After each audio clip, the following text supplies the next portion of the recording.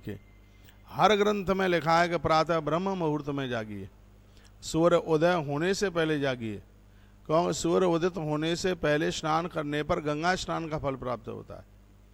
भोर में जल्दी जाग करके क्या करना है, गुरुश्य स्मरणम, अपने गुरुजनों का स्मरण करो। सम्मुषैव तथा पुनः, आप अपने इष्ट देवता का स्मरण करो, भगवान शिव का, नारायण का, सरस्वती माता का, लक्ष्मी माता का, गोविंद भगवान का, गौ माता का, नदियों का, तीर्थों का, इनका स्मरण कीजिए। गुरुश्य स्मरणम कृत्वा सम्मुष्य तथा पुनः तीर्थानाम स्मरणम, तीर्थों का स्मरण कीजिए।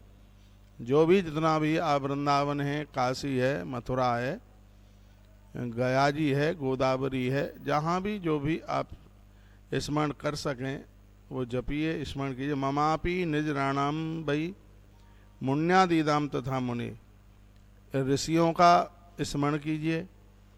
फिर वर्णन किया गया तत्र स्तोत्रम, जो भी आपसे कोई स्तोत्र आते हैं, कोई नाम आते हैं भगवान का, उनको उच्चारण करते हुए उसके बाद मलमूत्र विसर्जन के लिए जाइए।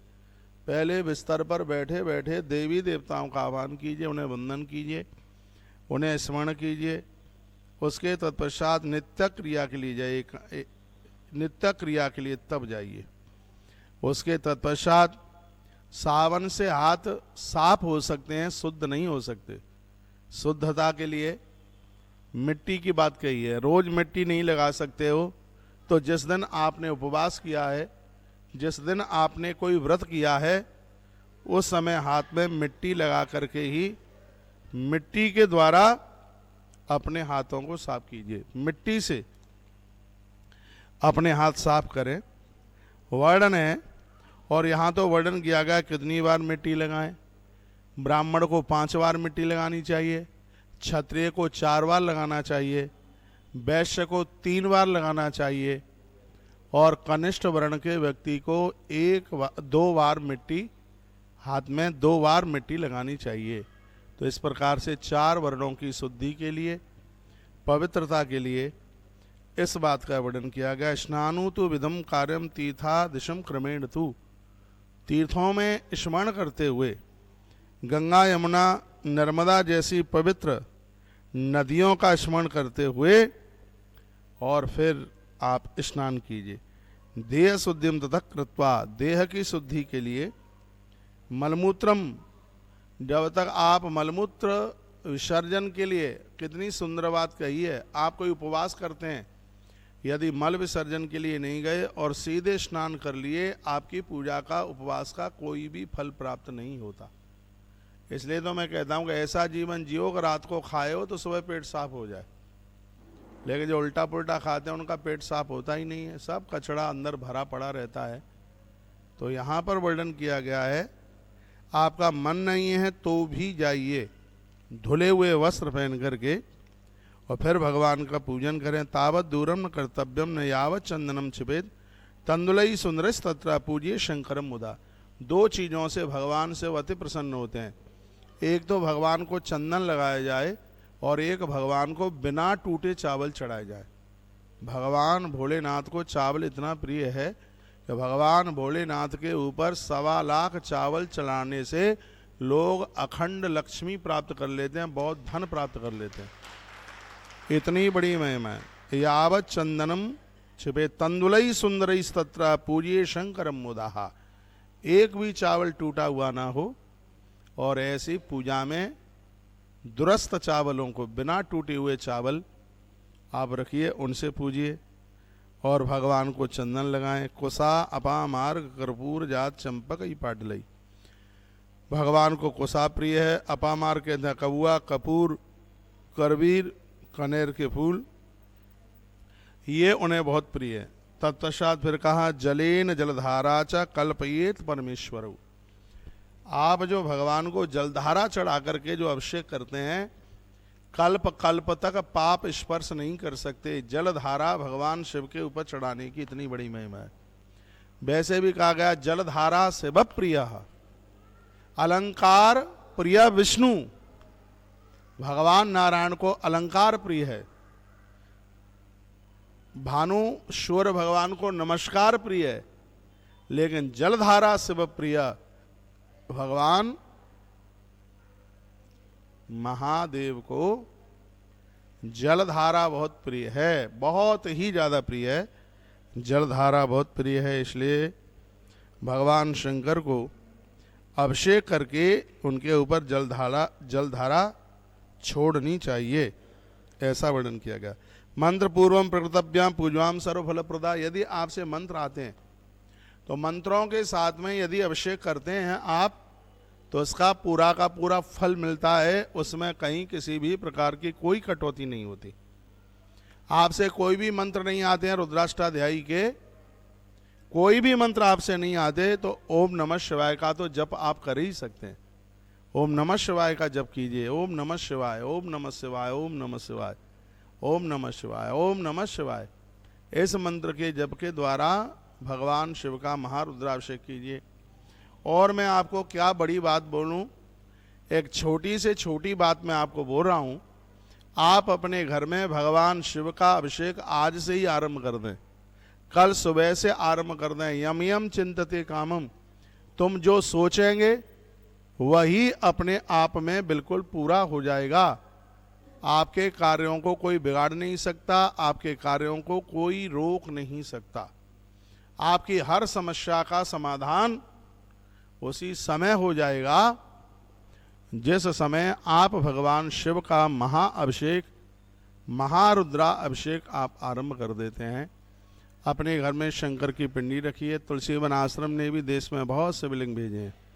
हो सकता है आपके भी घर में किन्हीं किन्हीं के में आए होंगे, शंकर जी आए होंगे, देखो आए हैं, शंकर जी आए होंगे, सालराम भगवान आए होंगे, किताबें आई होंगी, तो इनका पाठ करते रहिएगा। और भगवान महादेव को, भगवान शिव को पूजते रहिए। अर्घम दत्वात् पुष्पाणि पादेयो शुभ कार्य च। किसी भी देवता को आप निलाते हैं उसमें 2 एकाध फूल डाल लीजिए। भींगा फूल भगवान को नहीं चढ़ाते, लेकिन जल में फूल डाल करके उस जल से भगवान को स्नान कराना बहुत ही ज़्यादा शुभ माना गया है, बहुत ही ज़्यादा दिव्य माना गया है, बहुत ही ज़्यादा पावन माना गया है। हस्ते गृहीत्वा पुष्पाणि समुत्थाय कृतांजलि। आरती के तत्पश्चात हाथ में फूल लेकर के आप भगवान को पुष्पांजलि करते हैं। ग्रंथाकार कहते हैं कुबेर का भंडार खाली हो सकता है, आपके घर में कभी भी अन्न धन की कमी नहीं आ सकती। पुष्पांजलि की इतनी बड़ी महिमा है। भगवान शिव को पुष्पांजलि समर्पित करने का इतना बड़ा महात्म्य है। लिंगार्चन के पूजा की बड़ी महिमा। मार्जनम तु तथा कार्यम शिवस्योपर वही पुनः नमस्कारम तथा शांतिम। वर्णन किया गया आरती के बाद भगवान को आदि परिक्रमा कीजिए और उन्हें वंदन कीजिए, प्रणाम कीजिए। कल्याणम जायते तस्यः। बताते हैं शुक्ल पक्ष यथा शशि, जैसे शुक्ल पक्ष में चंद्रमा की वृद्धि होती है, भगवान महादेव का पूजन करने से, अभिषेक करने से आपके परिवार की ऐसे ही वृद्धि होगी। कोई आपके घर की तरक्की को रोक नहीं सकता। एक सबसे आनंद की बात यह है, भगवान शंकर का पूजन करने वाले पुजारी के ऊपर किसी का जादू टोना टोटका, ये नींबू बीबू काटते हैं, मिर्चें फोड़ फाड़ करके फेंकते हैं, ये सब किसी भी प्रकार का असर नहीं होता उनके ऊपर। जो भगवान शिव की अर्चना करते हैं, आराधना करते हैं, भगवान शंकर की वंदना करते हैं, इतनी बड़ी महिमा भगवान शिव के पूजन की है। नित्यम सेवात कस्यैवं कार्याम दुखापहारिणी। जो शिव की पूजा करे और उसके जीवन में कोई दुख रहे, ऐसा कभी भी नहीं हो सकता। आप कृष्ण को, राम जी को, श्याम जी को आप जो मानते हैं, बड़ी अच्छी बात है। अपनी पूजा में आप भगवान शिव को जोड़ दीजिएगा। भगवान शंकर संपूर्ण समस्याओं का समाधान करते हैं और ऐसे हैं जो जहर पी करके पूरी दुनिया को अमृत पिलाते हैं। ऐसा महादेव का मिलेगा। देव देव महादेव भूतात्मन भूत भावन। देवता जिनकी स्तुति करते हैं, वंदन प्रणाम करते हैं और कहते हैं प्रभु जय हो आपकी। और तो सिख देव हैं, लेकिन आप महादेव हैं, इसलिए क्योंकि आप जहर पी करके सगरे देवताओं को आप अमृत पिलाते हैं। यह महिमा भगवान शिव की है। नंदियों को पूजते रहिए, अमावस्या को उन्हें गुड़ खिलाते रहिए, मालपुआ खिलाते रहिए।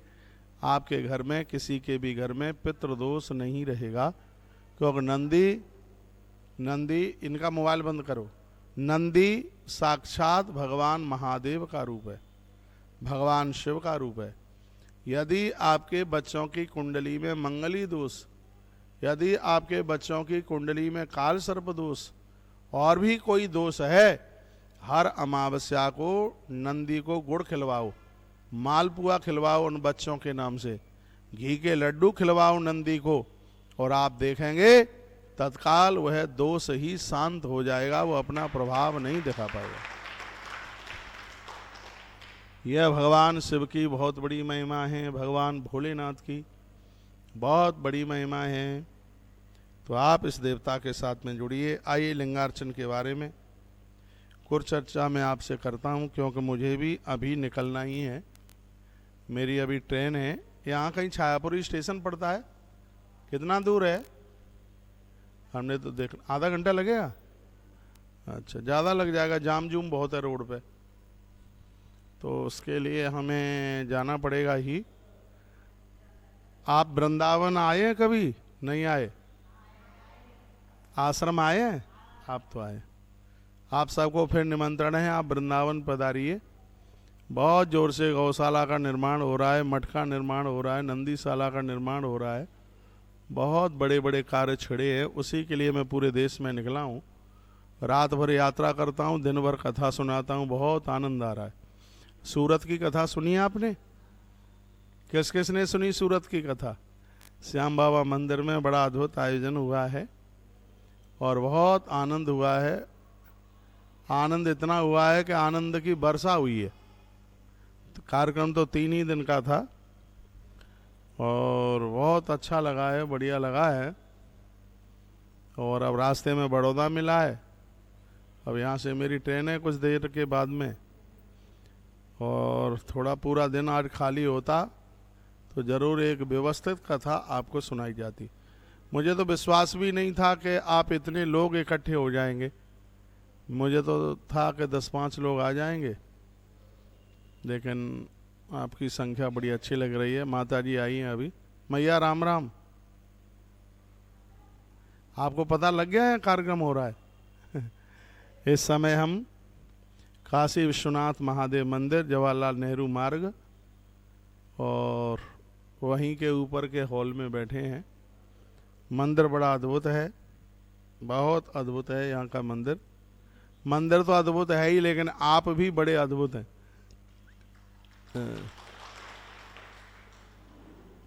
आप राजस्थान से हैं, गुजरात से हैं, यूपी से हैं, बिहार से हैं, कहाँ से हैं ज़्यादा? हाँ, गुजरात। गुजरात में गुजरात वाले कितने? हाथ उठाओ। 4, 5, 6, 7। राजस्थान वाले कितने हैं? राजस्थान वाले कम है। यूपी वाले कितने हैं? बिहार वाले भी हैं? बिहारी बाबू नहीं है कोई? माता जी आप हैं बिहार से? अच्छा अच्छा। बोलिए बांके बिहारी लाल की, श्री हनुमान जी महाराज की, आज के आनंद की।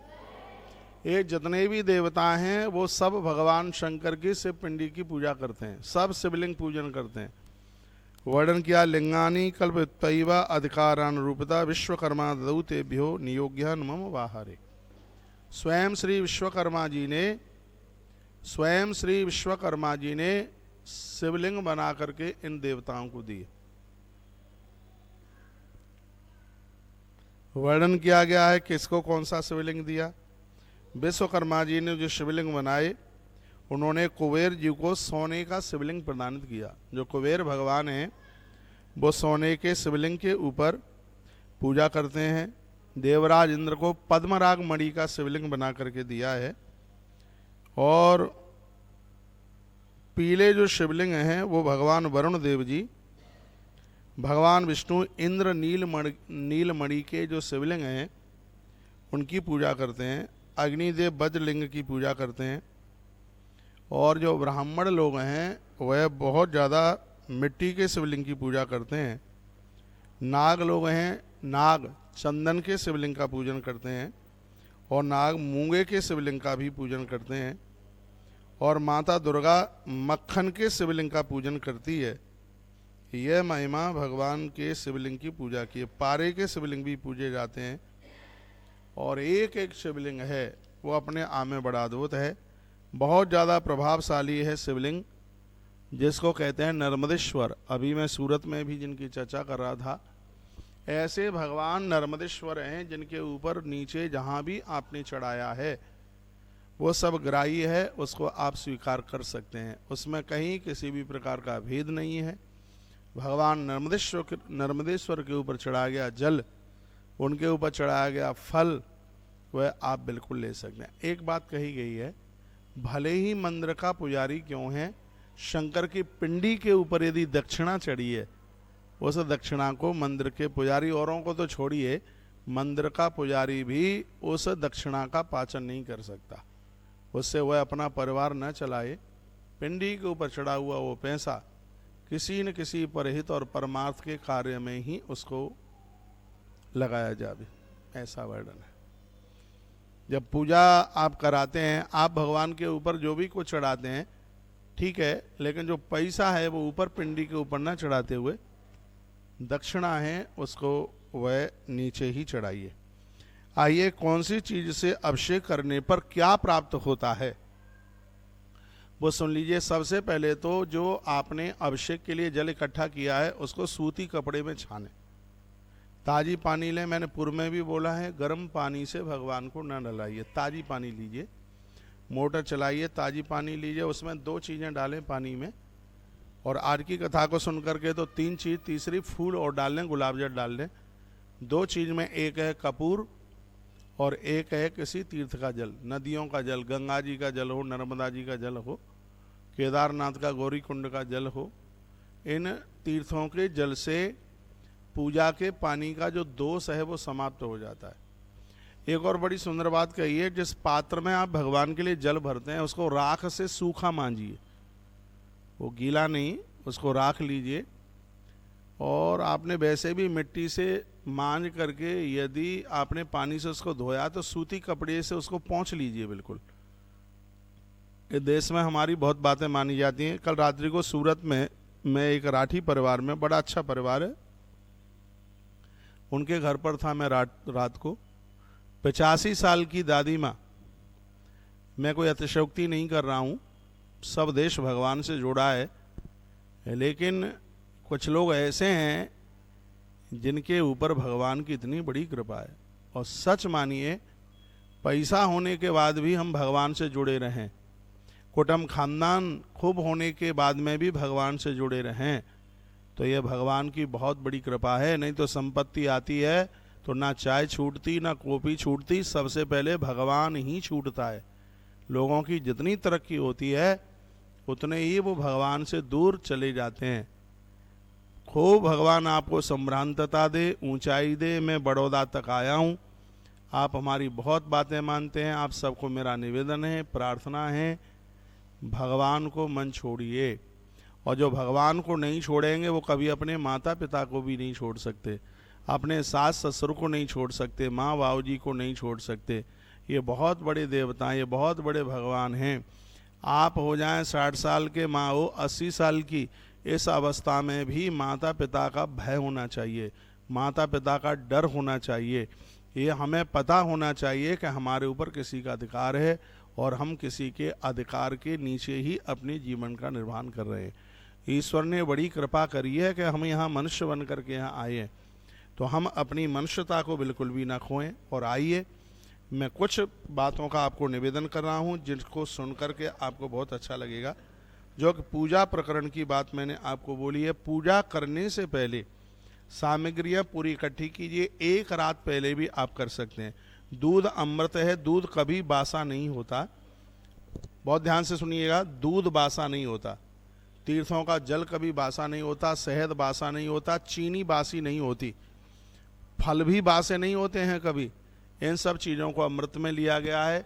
फूल की माला 1 रात पहले रख लीजिएगा, 1 रात पहले, 1 रात्रि पहले आप फूल की माला 1 रात पहले रख लीजिए। और दूध, कच्चा दूध, इधर देखिए, कच्चा दूध। याद रखना, भगवान के ऊपर कभी भी गर्म दूध नहीं चढ़ाया जाता। भगवान के ऊपर कभी भी गर्म दूध धोखे से भी नहीं चढ़ाया जाता। भगवान को कच्चे दूध से ही स्नान कराया जाता है। रात्रि को फ्रिज में रख दीजिए। भगवान के लिए जो तुम दही जमाते उसको मिट्टी के पात्र में जमाइए, मिट्टी के किसी पात्र में। उसको बहुत ज़्यादा पावन माना गया है। अब वो व्यवस्था नहीं होती है, नहीं तो ठाकुर जी के भोग के लिए जो दूध है वो भी मिट्टी के ही पात्र में उसको गर्म किया जाए। और इतना अच्छा लगता है कि जिस समय मैया कन्हैया के लिए ग्रंथों में है, दूध थाली में ऐसे परोस करके फिर बीजना से उसको ऐसे, आपने भी अपने बच्चों के लिए ऐसे दूध ठंडा किया होगा, ऐसे परोस के थाली में फिर दोनों हाथों से ऐसे बीजना। भगवान बड़े खुश होते होंगे, उन्हें बड़ा अच्छा लगता होगा। समी पत्र है पूजा में, तुलसी पत्र है, तुलसी मंजरी है, बेल पत्र है, दूर्वा है, फूल हैं, फल हैं, जल है, चंदन है, रोली है, धूप है, दिया है। ये सब पहले से इसको तैयारी करके उसके बाद में बैठिए। फिर आप एक एक चीज़ छोड़ देते हैं, पूजा में बैठ जाते हैं, फिर चिल्लाते रहते हैं ये नहीं है, माचिस नहीं है, तीली ये ला करके दे दो, वो ला करके दे दो। फिर घंटे भर की पूजा में आप चिल्लाते ही रहते हैं, तो फिर पूजा में तो मन लगता ही नहीं है। पहले पूरी सामग्री भगवान के बर्तनों में, घंटी रोज धोई जाती है, थालियाँ रोज धोई जाती हैं, शंख को रोज धोया जाता है। डेली जिस पात्र में भगवान को स्नान करा रहे हैं वो रोज धोया जाता है। जिस कपड़े से भगवान को पोंछ रहे हैं उसकी रोज धुलाई की जाती है, उसको रोज ही धोया जाता है। और क्या रह गया है, लोटा जिसमें आप अर्घ दे रहे हैं, ये भगवान के जो बर्तन हैं इनको नित्य रोजाना इनको साफ सुथरा कीजिए। जिस पात्र में भगवान को आप नहला रहे हैं, या तो उसमें स्वस्ति बनाइए या ओम बनाइए या श्री बनाइए। खाली पात्र में बिठाकर भगवान को न नहलाएं, उसमें स्वस्ति बनाएं, ओम बनाएं, श्री बनाएं, थोड़े फूल डालें, थोड़ा सा चावल डालें। इसको भगवान को आसन देना बोलते हैं। फिर वहाँ पर भगवान को बिठाइए। कभी भी भगवान को, जैसे आप ठाकुर जी को आप नहला रहे हैं तो भगवान को पीठ की तरफ से नहीं नहलाया जाता। ऐसा नहीं है कि भगवान को यूं आपकी तरफ मुंह करके और पीठ हमारी तरफ हो जाए, नहीं। भगवान को नहलाते समय उनका मुख है वो हमारी तरफ होता है, पीठ दूसरी तरफ होती है।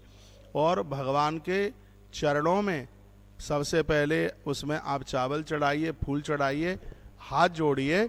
उसके तत्पश्चात थोड़ा सा जल ठाकुर जी के चरणों में डालिए, चम्मच से किसी भी प्रकार से।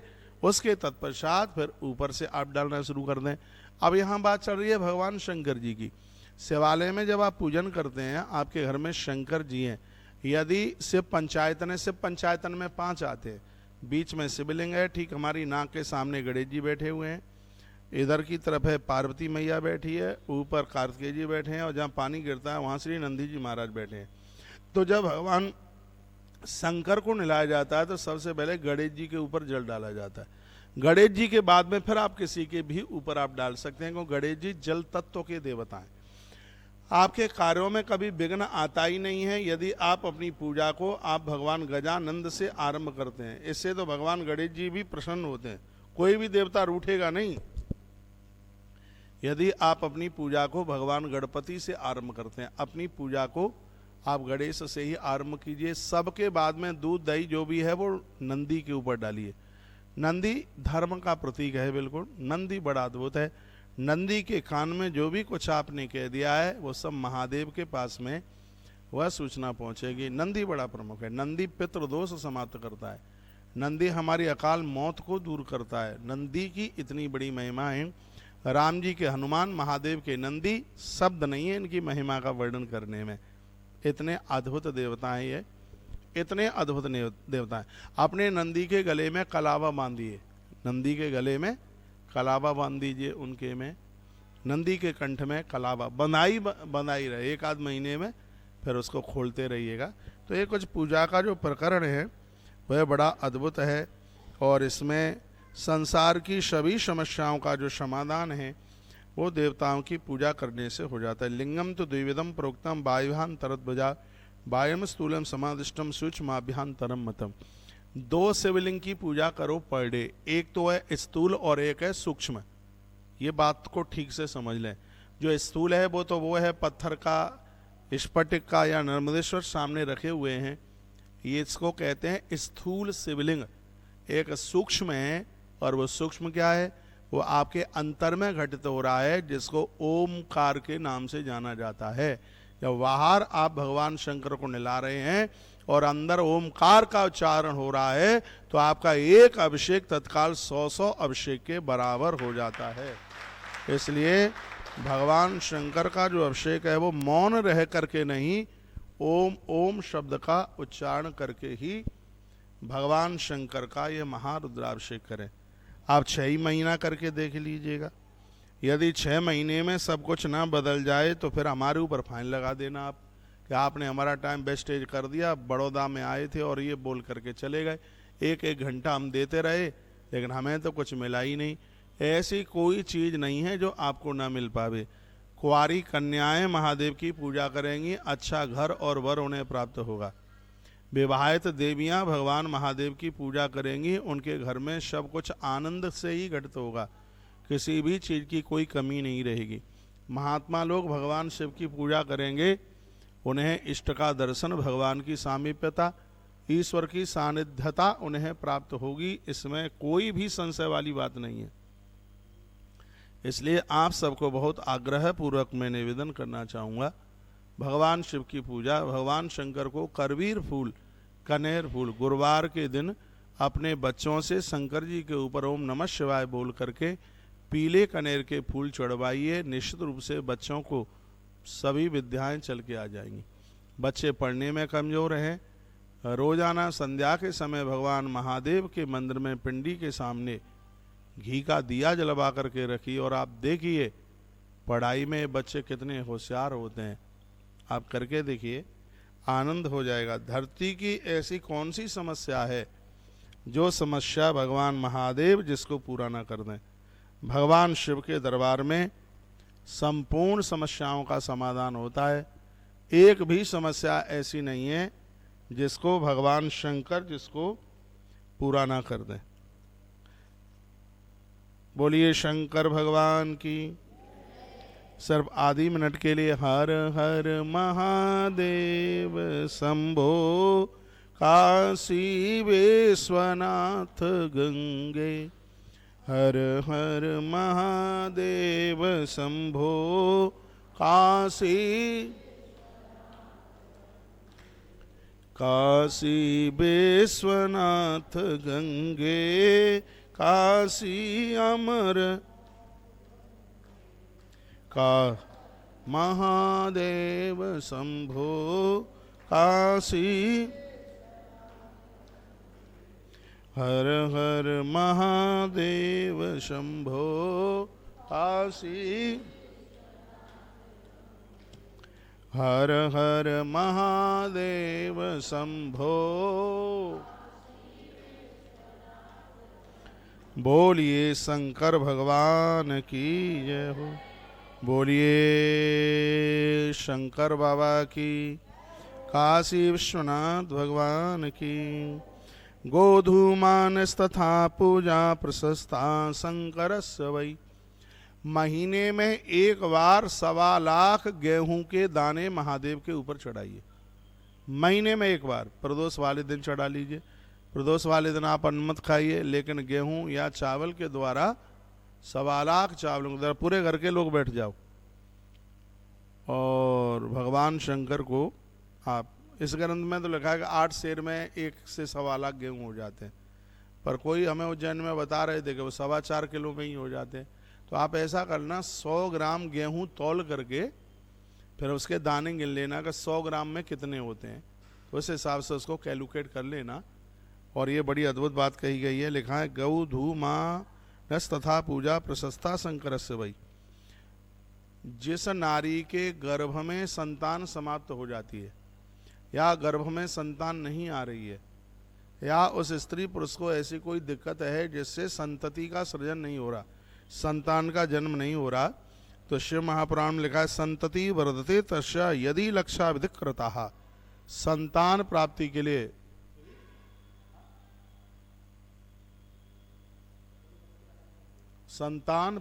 के लिए एक 1.25 गेहूं, एक 1.25 गेहूं भगवान महादेव के ऊपर चढ़ा करके और यह सौभाग्य आप कमा सकते हैं। देखिए, संतान जन्म के लिए तो है ही, लिए संतान की सुरक्षा के लिए भी बड़ी अद्भुत बात है। बच्चों की सुरक्षा के लिए भी यह एक बहुत बड़ा वरदान है। लिखा है संतति वर्धते। बच्चों को काम धाम नहीं मिल रहा है, बच्चे बेरोजगार घूम रहे हैं या उनका कार्य चल नहीं रहा है, नौकरी मिल नहीं रही है, पूरा देश मुझे सुन पा रहा है। आप 1.25 गेहूं, इसमें 1 लाख लिखा है, आप 1.25 लाख चढ़ाइए, भूल चूक लेनी देनी। 1.25 गेहूं चढ़ा करके सोमवार को चढ़ाइए, पूर्णिमा को चढ़ाइए और आप प्रदोष वाले दिन चढ़ाइए। भगवान शिव को आप ये चढ़ाइए, इससे आपके बच्चों को काम मिलेगा, घर में सुख और घर में बहुत शांति होगी, ऐसा वर्णन किया। मुद्गानाम पूजने दैव शिवो यक्षत वही सुखम। वर्णन किया कि मूंग भी भगवान को आप चढ़ाते हैं, इससे घर में सुख बढ़ता है, इससे घर के कलह खत्म हो जाते हैं। मूंग के दाने, इससे घर में शांति, पति पत्नी में बन नहीं रही है, बाप बेटे में बन नहीं रही है, अड़ोसी पड़ोसी परेशान करते हैं, मूड ज़्यादा खराब हो रहा है।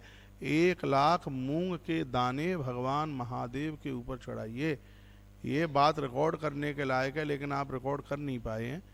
1 लाख मूंग के दाने भगवान महादेव के ऊपर चढ़ाकर घर में परम शांति प्राप्त होती है। इतना बड़ा प्रभाव है, शंकर क्या नहीं दे सकते, भगवान भोलेनाथ। क्यों